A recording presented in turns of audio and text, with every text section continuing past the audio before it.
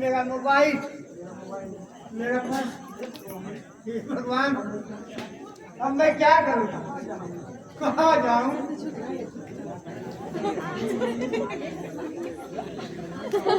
कहाँ जाऊँ?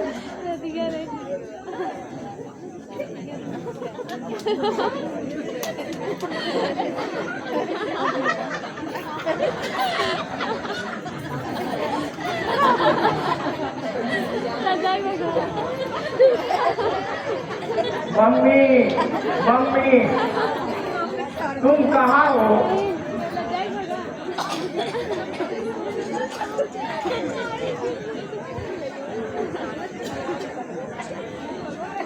हाय हाय मेरे लाल, हाय हाय मेरे लाल, हाय दीपेंद्र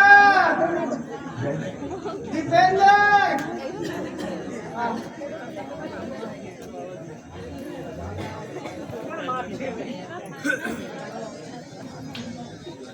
जाए जाए रतिया कह रे, हरे बस तक पार माही कहवा बाटू, माही कहवा बाटू, दे तू अपन जल कर देखा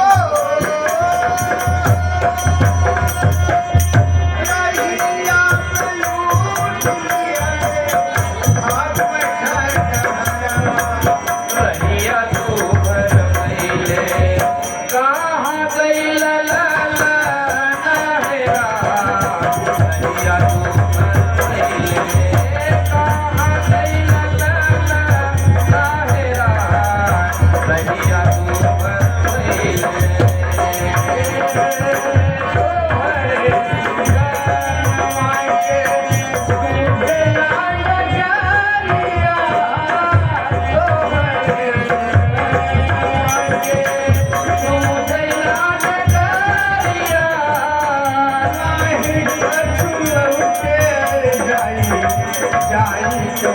Oh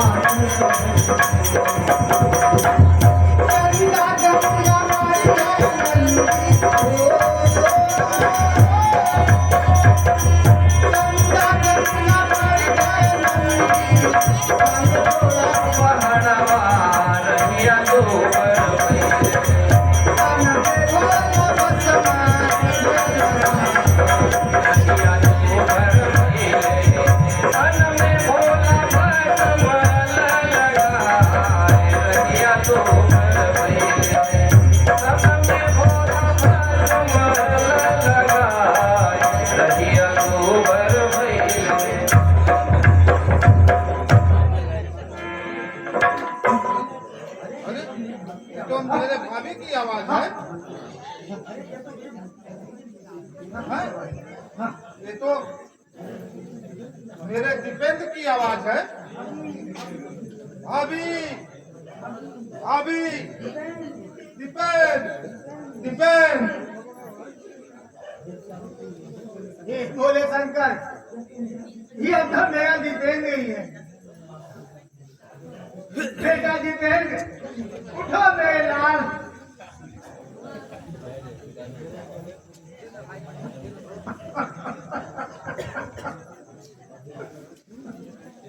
पुत्री वेदिका, दो पुत्री, उस कमंडल को उठाओ, उसमें का जल अपने पुत्र को खिलाओ, वह अभी उठ बैठेगा। इसके बाद मेरे प्रतिमा के समीप रखे फल उसे खाने को दो, इससे उसकी भूख भी मिट जाएगी और उसके शरीर में जो विषपान का असर है वह भी समाप्त हो जाएगा।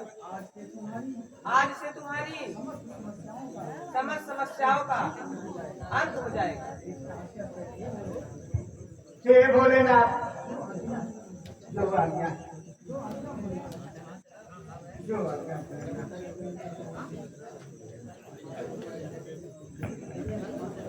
माँ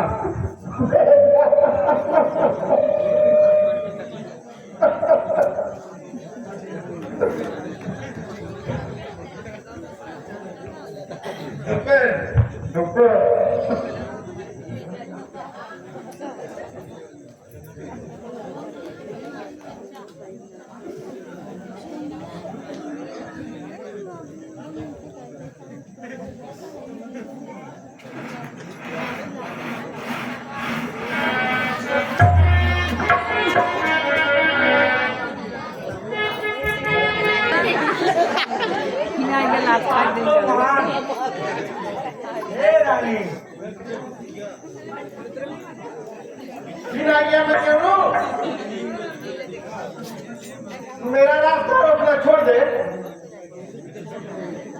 कैसे छोड़ दे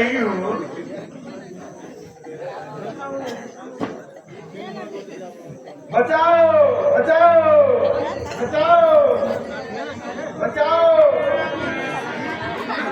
शिवाजी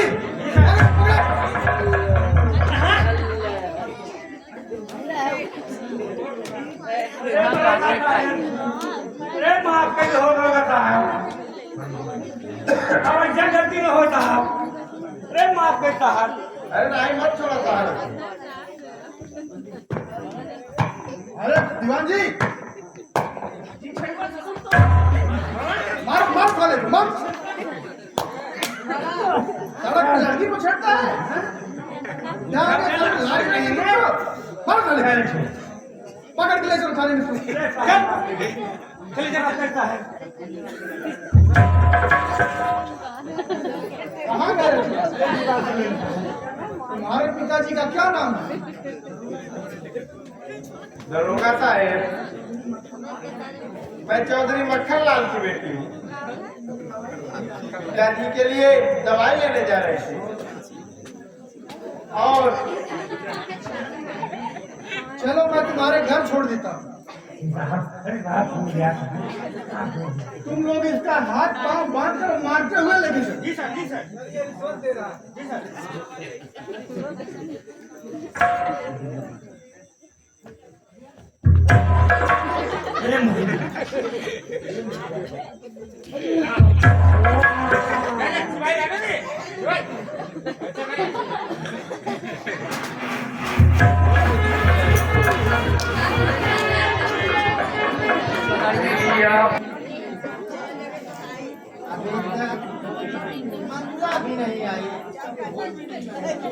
तुम्हारा फोन भी नहीं लग रहा है। मेरा जी घबरा रहा है।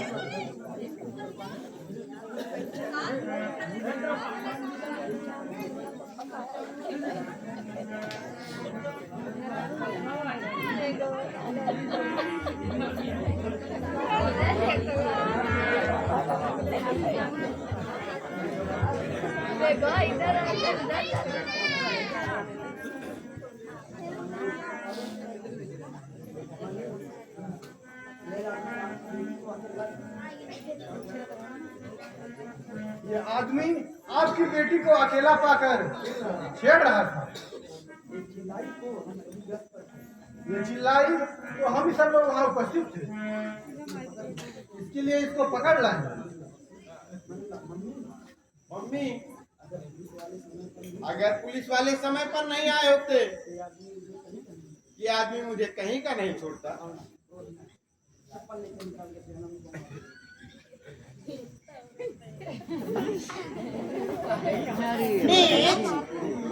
मेरी बेटी को छेड़ता है, तुझे लाज नहीं आती?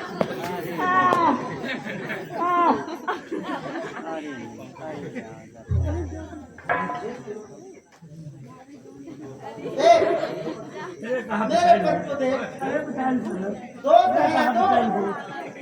मेरे पति का देख, मेरे पति को कौन हो गया उसे कोड़ी बनकर बैठा है।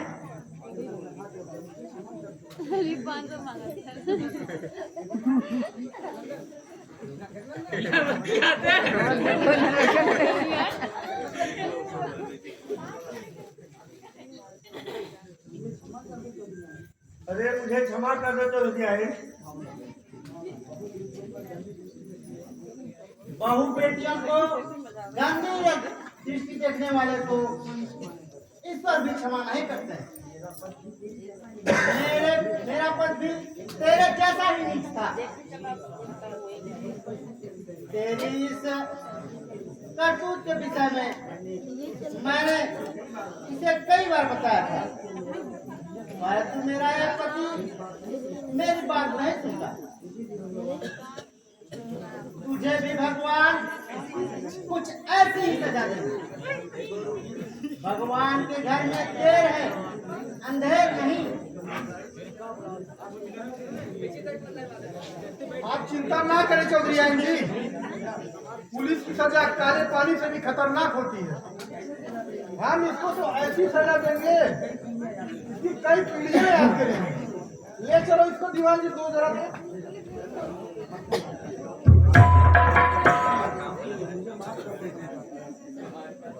मंजुला, मुझे माफ कर दे। बेटी, तुम भी अपने इस पापी पिता को क्षमा कर दे। अब मेरे जीने की कोई इच्छा नहीं है। बस मंजुला का विवाह देखने के लिए इच्छा है। भाग्यवान, तुम रिश्तेदारों से बात चलाओ और मंजुला का हाथ पीला कर दो। मम्मी, बोलो बेटा। मम्मी, आप मेरा विवाह मेरी सहेली भावनी के बड़े भाई मंगल से कर दो। हम दोनों एक दूसरे को बहुत चाहते हैं।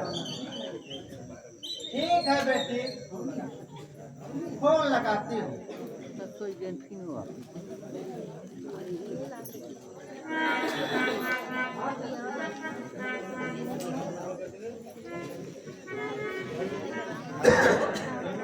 हेलो हेलो, हाँ चाचा जी बोलिए। मंगल बेटा, आपकी मम्मी घर पे है? हाँ, क्या बात है? तुम अपनी मम्मी को लेकर अभी मेरे घर आ सकते हो क्या? क्या कोई विशेष बात है चाची? हाँ बेटा। ठीक है, मैं मम्मी को लिवा कर अभी आपके घर आता हूँ। क्या? हाँ ठीक है।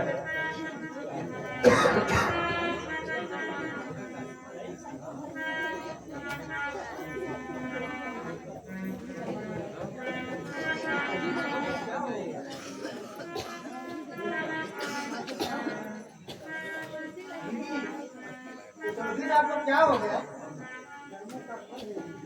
कर्मों का फल है दीदी। व्यक्ति जो भी अच्छा बुरा करता है उसको यही भोगना पड़ता है। इन्हें कोड़ हो गया है, इनको छोड़िए ना। मुझे आपके दरवाजे पर आना था, पर परिस्थितियां कुछ उल्टी थी।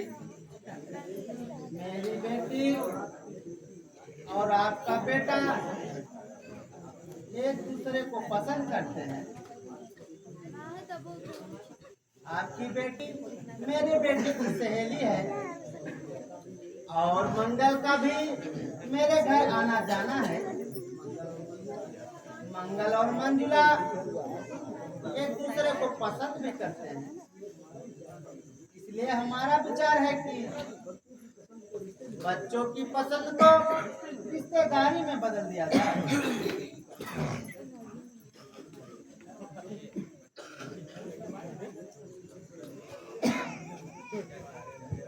मेरे भाई के साथ खेल खेल रही थी और मुझे आपने बताया भी नहीं। तू मेरी ननद बनेगी ना?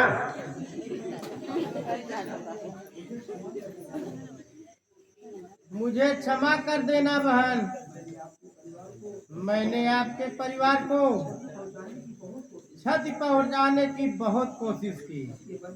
उसके बदले में ईश्वर ने मुझे इतना कठोर दंड दिया।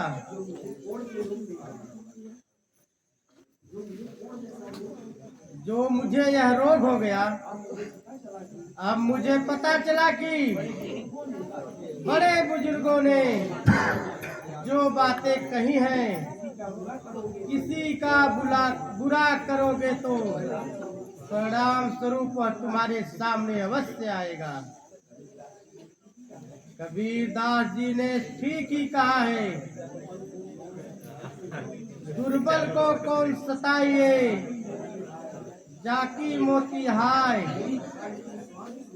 हुई खाल की श्वास सो तार भस्म हो जाए। देखो मेरा क्या हाल होता जा रहा है।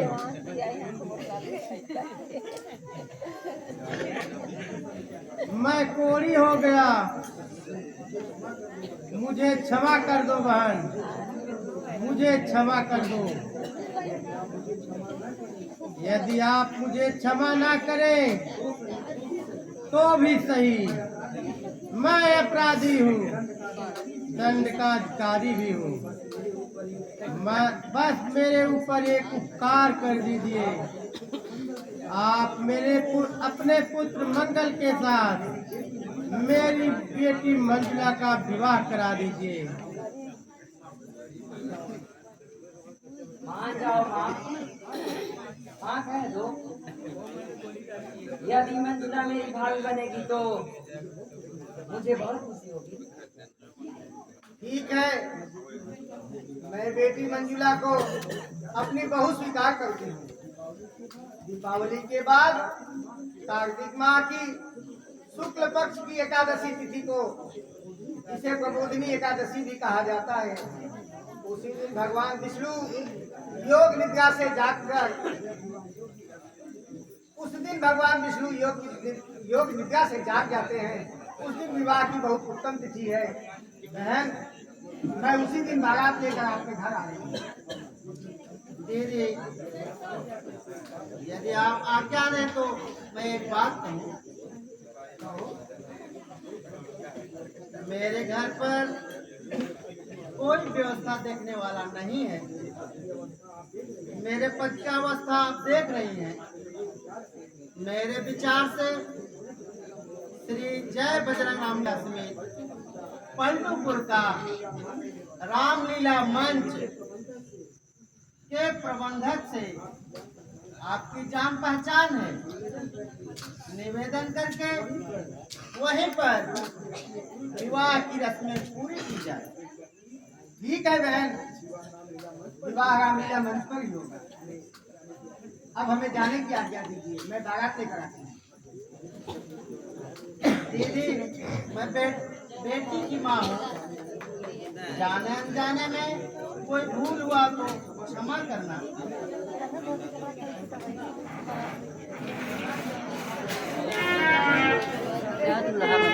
भाई अभी आप लोग बैठे रहेंगे क्योंकि अभी शादी का प्रोग्राम बाकी है।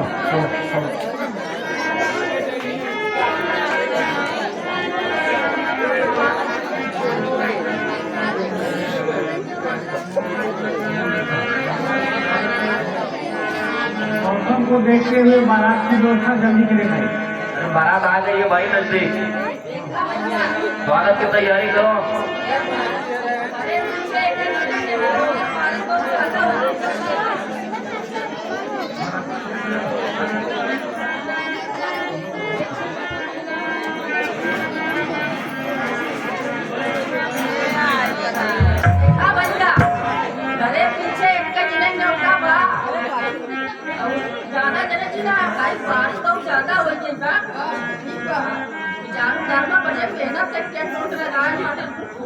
अरे तो मौसम खराब बा तो व्यवस्था करावल चाहता है ना।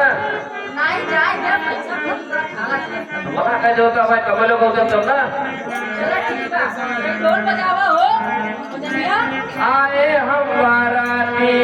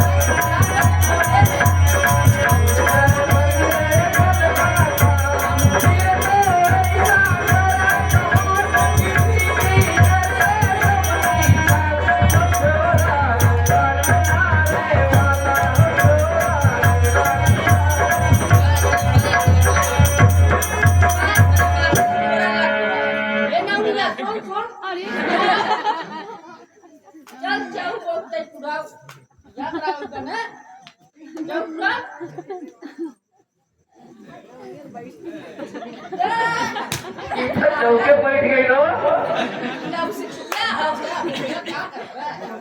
सिखाई लिया हो जाए पंडित जी। पंडित जी जल्दी जल्दी काम करो, साइड का टाइम हो गया है।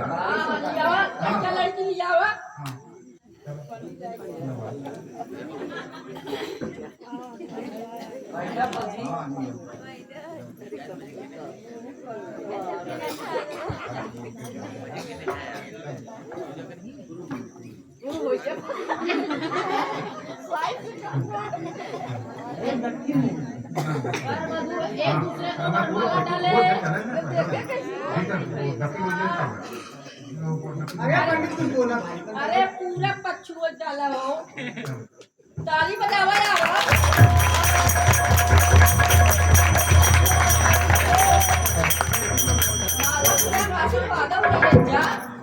बोलो बजरंग बली की